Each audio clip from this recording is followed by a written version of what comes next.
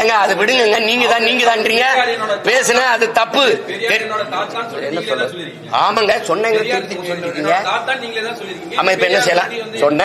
சொன்னேன் அது தாத்தா இல்ல இப்ப பேத்தாவா இருக்கு. என்ன பண்ணலாம்?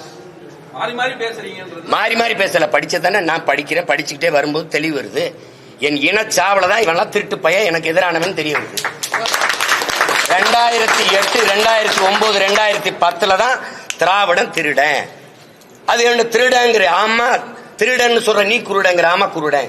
60 ஆண்டுகளா நீங்க திருடி இருந்தது தெரியாம இருந்த நாங்கள் குருடர்கள் தான். காலத்துக்கு ஏற்ற மாதிரி மாறுது. என் தலைவனை 2008 பிப்ரவரியில நான் சந்திக்கிற வரை நான் இந்த இந்த திருட்டு கூட்டத்தில் ஒருத்தனா தான் இருந்தேன்.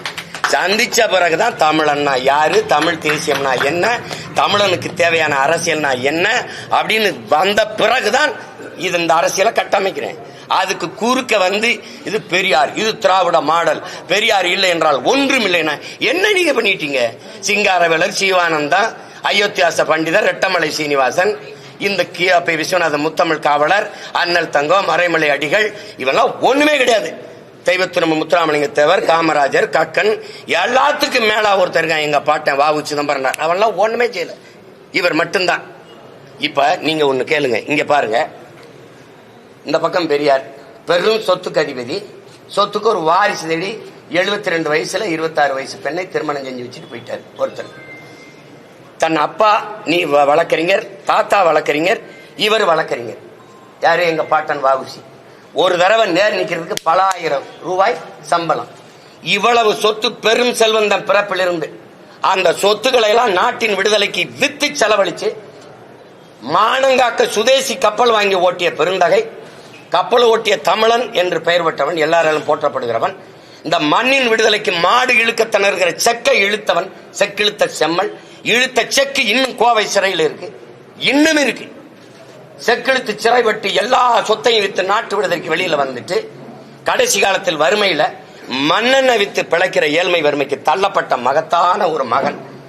தன்னுடைய மகன் படிச்சவனுக்கு வேலை இல்லை. பெரியாருக்கு எழுதுறாரு ஒரு கடிதம். இந்த மாதிரி பெரியார் நீங்க சொன்னா இந்த அரசுக்கு சிபாரிசு பண்ணீங்கன்னா என் மகனுக்கு காவல்துறையில ஒரு போலீஸ் உத்தியோகம் கிடைக்குதுங்கிறாரு சொல்றாங்க. நீங்க சிபாரிசு செய்ய முடியுமா அப்படின்னு அவ்வளவு பெரிய மகன் ஒரு கடிதம் எழுதுறாரு. இந்த கடிதத்தை என் பாட்டன் இவருக்கு ஒரு சிபாரிசு கடிதம் கேட்டு எழுதுனத அப்படியே பத்திரப்படுத்தி அவர் வீட்டுல வச்சிருக்கீங்க. இதை படிக்கும் போது எனக்கு என்ன சொல்ல வருது? உங்க ஆள் ஒண்ணும் இல்ல, எனக்கிட்டே சிபாரிசு கடிதம் எழுதணும் தான் இப்படி காட்டுறதுக்கு வச்சிருக்கேன். எதுக்கு வச்சிருக்க? எதுக்கு வச்சிருக்கீங்க நீங்க? என்ன என் பாட்டன் வாவூசியை விட நீங்க இங்க சிறந்து இந்த நாட்டுக்கு மண்ணுக்கு நீங்க அவன் வாழ்க்கை முழுக்க சிறையில் இந்த சொத்தை அளிச்சான். நீங்க அடிச்சது இந்த சொத்தை பாதுகாக்க வாரிசு தேடி நின்ற நீங்கள். அவன்லாம் மண்ணின் விடுதலைக்கு சொத்தை வித்து போராடினவன் போராளிகள். நீங்க வாரிசு தேடிய முதலாளி. நீங்க எப்படி நீங்க ரெண்டு ஒண்ணுங்கிறீங்க? நீங்க கேக்குறீங்க அன்னைக்கு தெளிவு இல்ல, அன்னைக்கு படிக்கல, இன்னைக்கு தெளிவு வந்துருச்சு எதுக்குறேன். இதுதான் கண்ணதாசன் சொல்றாரு.